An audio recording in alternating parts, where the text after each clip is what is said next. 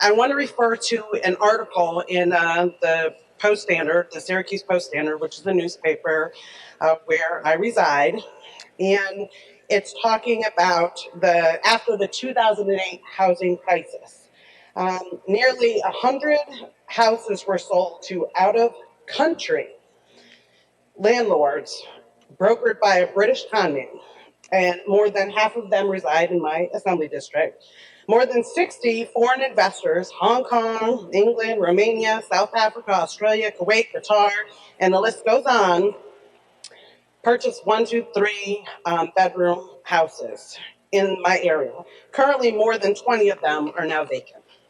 So I want to give you some examples of those houses in my district. One current property is described in this article as being propped up with a beam that is leaned against the house next door. Another was brokered in 2009 and sold and traded 6 times since then, all to out-of-country landlords. Currently, it's owned by a mega church in Texas that owns hundreds of properties in my city. This property has been cited twice as unfit for human occupancy. The current rent is $950 per month.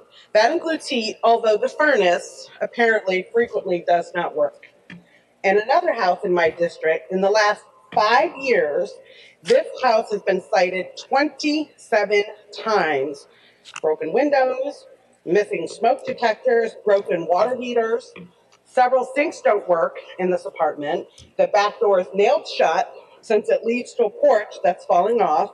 There's a broken pipe in the basement oozing sewage. And the downstairs apartment, mind you, all of these people are living in. The downstairs apartment bedroom walls are covered in graffiti currently. The N-word is scrawled in big letters on one wall, and the next wall is covered with swastikas. And the tenant had asked the landlord to paint over what the last tenant had done, and that still has not currently happened. They close the door and they don't use that room. This is an example of housing in my district, which has seen an increase in poverty of 26% over the past 8 years. And we have made strides, Mr. Speaker. We have had the land bank and we have increased some code enforcement. But while this bill protects homeowners from foreclosure and tenants during a pandemic, it doesn't protect my community from another 2008 housing crisis when this bill sunsets. We're not allocating any money via legislation from the stimulus dollars. I made mention already about the majority of the money that we allocated before hasn't been dispersed. No money has been allocated directly to the communities that are being affected. We're not having conversations about specific conversations about who owes, how much do they owe, where do they owe? Is it my community? Is it yours, Mr. Speaker? Where do these people live and how much do they owe? But I do have landlords who haven't received rent from before the pandemic. I do clearly have a tale of two cities.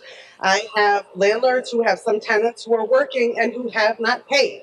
And while not a majority issue, it is a serious issue. Most landlords I've talked to whose tenants aren't paying are working with the landlords. They're trying to work it out. They're talking to them. They're filling out the paperwork. And sometimes it's very confusing. If you don't have a basic education to be able to understand the document, you might not want to fill out the application. You're confused. What if you don't have a computer or broadband? I do truly understand the severity of this pandemic and the seriousness of this housing crisis, but I cannot sit here and not convey a disappointment that in a time of great challenge, I believe we are falling very short of long-term planning and how we are taking care of our neighborhoods from despair in the future.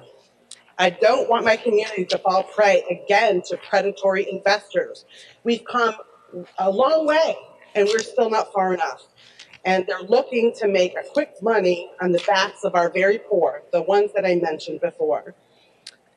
This pandemic, again, has shown our glaring weakness in technology and access, and we absolutely must do better, Mr. Speaker. I will be voting in affirmative on this bill, but I want to be on record on conveying my extreme concern relative to the challenge going forward and citing specific cases in my district where squalor prevails and people are living in it.